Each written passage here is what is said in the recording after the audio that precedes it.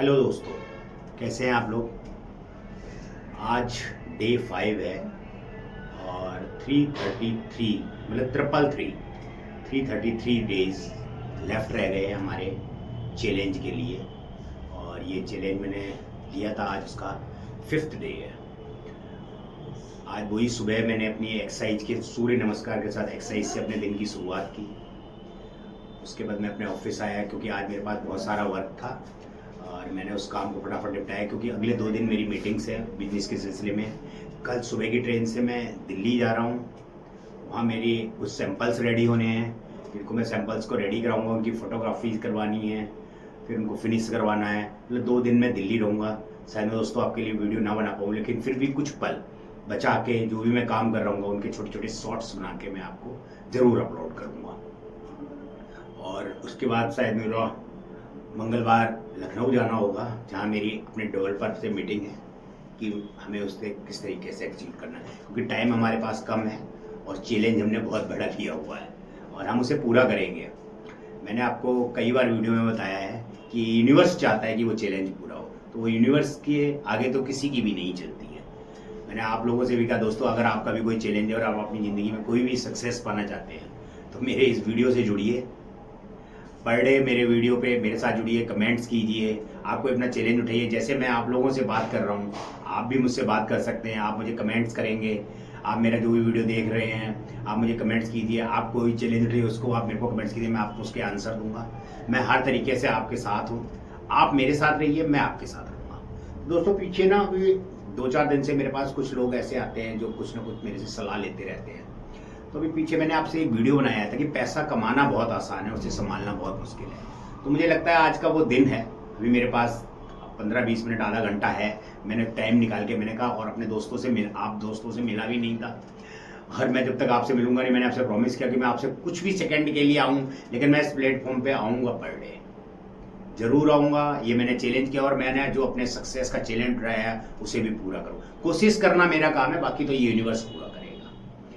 तो मैंने बताया था पैसा कमाना बहुत आसान है, संभालना मुश्किल है। तो पहले तो आप ये समझिए कि कमाना आसान क्यों और संभालना मुश्किल क्यों। कमाना आसान इसलिए है कि आज की ये दुनिया इंटरनेट की दुनिया है।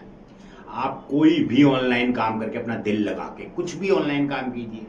बताइए, बहुत से लोग वीडियो बना रहे हैं, उसी से अर्न कर रहे हैं।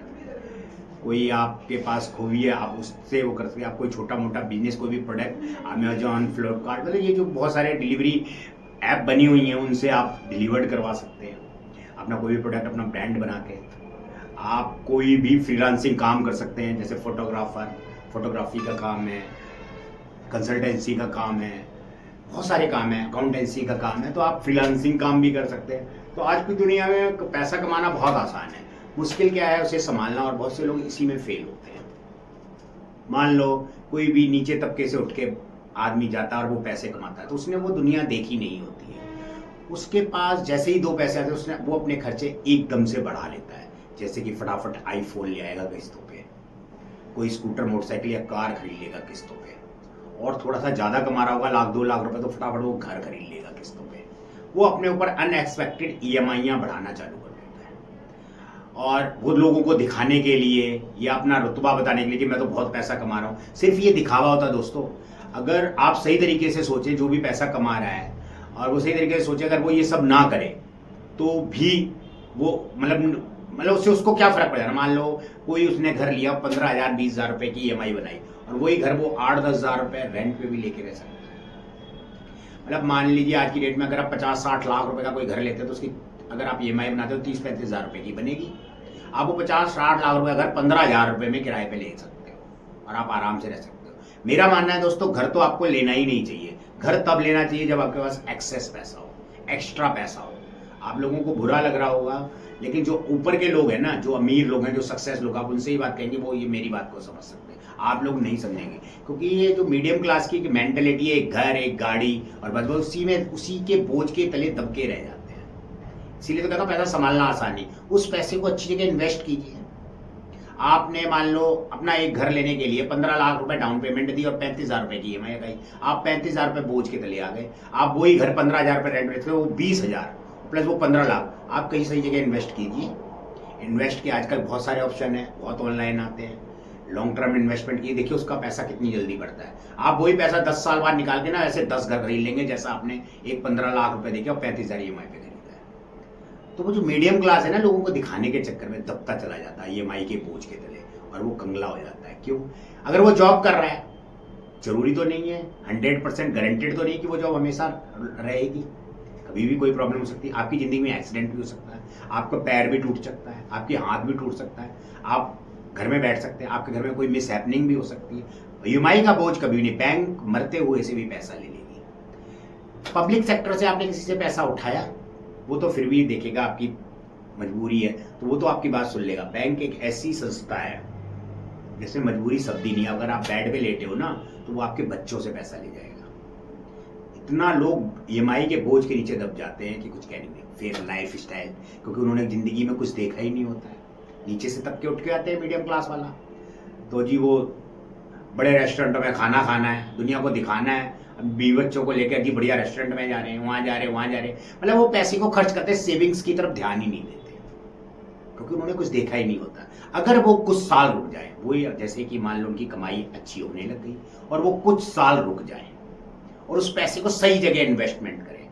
वित्तीय योजना बनाना इस दुनिया में मतलब बहुत जरूरी है। अगर आपने अपने पैसों की सही योजना नहीं बनाई, तो आप बाद में पछताने के सिवाय आपके पास कुछ बचेगा नहीं। अपने खर्चों को कंट्रोल नहीं किया तो आपके पास कुछ बचेगा नहीं। आपके पास पूरी जिंदगी पड़ी है उड़ाने के लिए। आप पहले उतना कमा तो लो, जब उड़ाने लायक पैसा, उड़ाने लायक भी पैसा आपके पास आएगा अगर आपने शुरुआती स्टेज में सही मेंटेन कर लिया। तो शुरू के कुछ साल ही केवल मेंटेन करना होता है।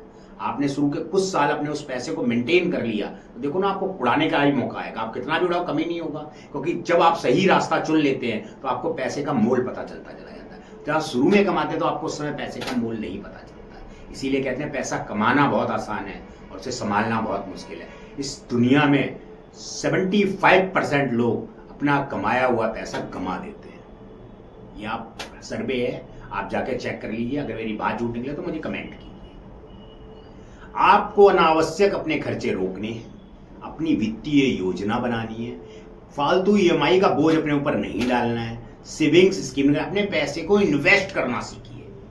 सही प्लेटफॉर्म पे, सही जगह पे इन्वेस्ट करना। देखिए छोटी छोटी चीजें हैं, बहुत सारे बैंक्स बने, संस्थान बने, फंड्स बने, कुछ भी आप शेयर्स में है, लॉन्ग टर्म पे जाइए, जुआ मत खेलिए। और जुआ का शब्द आया तो मैं कहता हूँ, बहुत से लोग ना जुए में पड़ा, क्योंकि जिन लोगों को थोड़ी सी कमाई होती है वो सोचता मेरे को तो और कमाना है, वो जुआ खेलना चालू कर देते हैं। ऑनलाइन गेमिंग करने लगेंगे, कसिनो खेलने लग जाएंगे, पत्ते खेलने लग जाएंगे। ये मैंने देखा दोस्तों, ये अपबीती बातें बता रहा हूँ दोस्तों।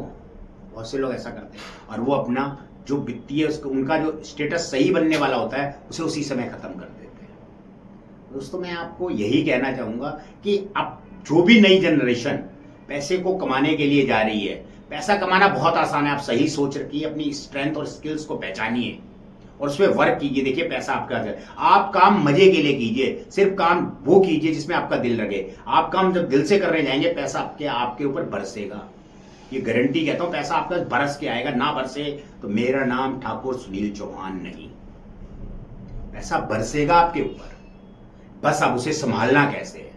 जैसे ही आपने पैसे को गलत यूज करना चालू किया, कुछ सालों बाद वो पैसा आपके पास से चला जाएगा और आपने उसका सही यूज किया तो आफ्टर 5 and 6 ईयर आप उड़ाने के लिए जितना मर्जी पैसा उड़ा देना, कम नहीं पड़ेगा। तो दोस्तों मेरी ये शब्द गांठ बांध लेना कि पैसा संभालना सबसे ज्यादा दिक्कत वाला काम है। तो पैसे संभालने के लिए आप टिप्स पढ़िए, फॉलो कीजिए। अगर आपको कुछ चीज समझ नहीं आ रही, आप मुझे कमेंट्स कीजिए, मैं उसका जवाब दूंगा। तो दोस्तों आज का दिन थोड़ा सा हेजिटेट रहा, अब मैं बिजी हो गया। देखो दोस्तों मैंने एक चैलेंज उठाया, मैं अब तक कई बार खाली था, अब मेरे पास 1 सेकंड का टाइम नहीं होता, कभी कुछ काम कभी कुछ, क्योंकि मैंने एक चैलेंज उठाया है, आप लोगों के सामने रखा है। क्यों मैं इस प्लेटफॉर्म पे रख रहा हूँ, मुझे कोई पता थोड़ी है। आज मेरे 24 सब्सक्राइबर है और मेरा पर वीडियो 100 लोग व्यू कर रहे हैं, मतलब 100, 110, 105, 90, 85 ऐसे लोग व्यू करते हैं। तो इन 100 लोगों को तो मेरे को बेइज्जत करने का मौका मिले। अगर मैं कामयाब नहीं हुआ तो 100 लोग मेरे को बेइज्जत करेंगे तो मुझे कितना मजा है। मतलब मेरी फिर से मतलब कि उम्मीदें तो जागेंगी ना। मैं चाहता हूं आप ज्यादा से ज्यादा शेयर करें। मैं चाहता हूं कि सब लोग देखें। दुनिया सक्सेस होने के बाद अपनी स्टोरी बताती है, मैं सक्सेस होने से पहले कह रहा हूं मैं 100% सक्सेस होऊंगा। मैंने जब नियति ठान ली, मैंने उस पर मेहनत करनी चालू कर दी है, बस अब क्या रह गया, इस यूनिवर्स को मेरी मदद करनी है और वो जरूर करेगी मेरी मदद।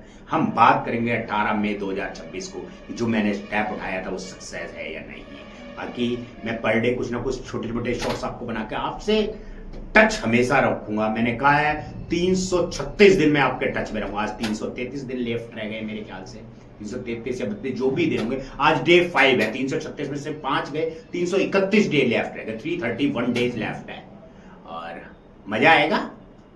चैलेंज तो उठा लिया और चैलेंज को कर भी रहे हैं। और मैं देखो कितने, अगर मैं पहले कोई भी काम सोचता था तो मैं उसे लटकाता रहता था, लेकिन इस बार लटका ही नहीं सकता क्योंकि मैंने आप लोगों से शेयर कर लिया। तो मुझे पर डे आपको बताना भी है कि मैं क्या कर रहा हूँ।